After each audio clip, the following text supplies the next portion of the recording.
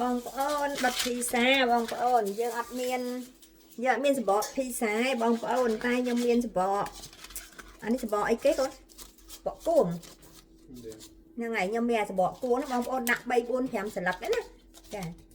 ពេលហើយយើងយកមកកាត់វាហើយក៏បានដែរយើងអត់កាត់ក៏បានដែរចាំហើយសុំយើងកាត់ក៏បានដែរ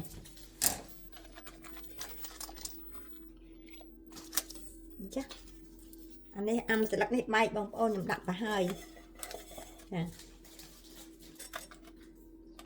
ហើយយើងទ្រាប់កតាស់ណាបងប្អូននេះទ្រាប់អាកតាស់នេះដើម្បីកុំឲ្យវាជាប់អាកតាស់នេះវាមានអត់ជាប់ទេបងប្អូនវាអត់ជាប់មួយសម្បកនេះណាចាដូច្នេះខ្ញុំដាក់ពីក្រោមហើយទី1គឺខ្ញុំដាក់ទឹកម៉ាយ៉ូណេសនេះបងប្អូនខ្ញុំដាក់ទឹកម៉ាយ៉ូណេសនឹងរួចហើយខ្ញុំដាក់អានេះខ្ញុំមានបកាបុកបងប្អូននេះបកាបងប្អូនបកាបុកណាខ្ញុំដាក់បកាបុក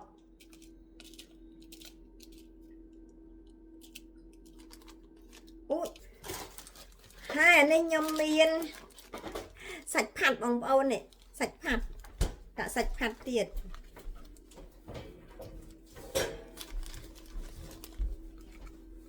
មានសាច់ផាត់ហើយខ្ញុំមានសាច់ក្តាមទៀតបងប្អូននេះសាច់ក្តាមខ្ញុំដាក់សាច់ក្តាមទៀត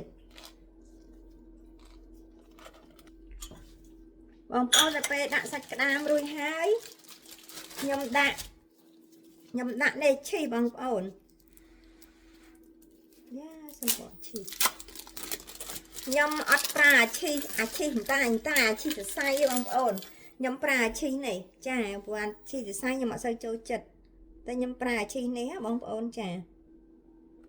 ខ្ញុំដាក់3ដុំហ្នឹងបងប្អូនខ្ញុំដាក់ឈីរួចហើយខ្ញុំដាក់ម៉ាយ៉ូណេសមួយជាន់ទៀតបងប្អូន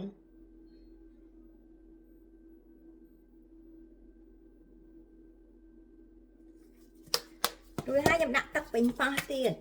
នេះទឹកពេញប៉ោះបងប្អូននេះទឹកពេញប៉ោះនេះខ្ញុំដាក់ដុតចូលក្នុងឆ្នាំងអែមប្រាបងប្អូននេះខ្ញុំដាក់ចូលក្នុងឆ្នាំងអែមប្រាដុត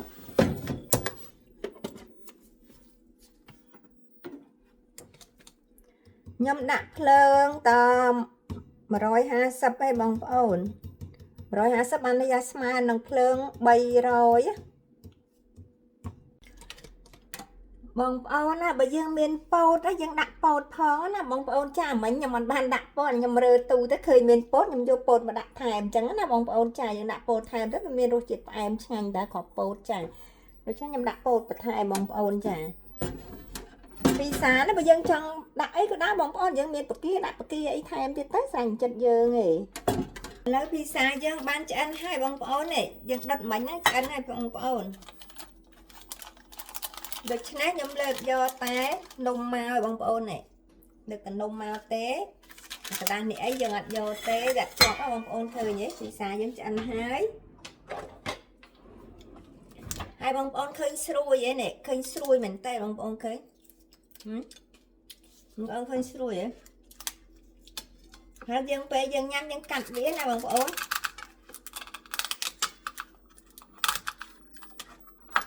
យើងកាត់វាទៅ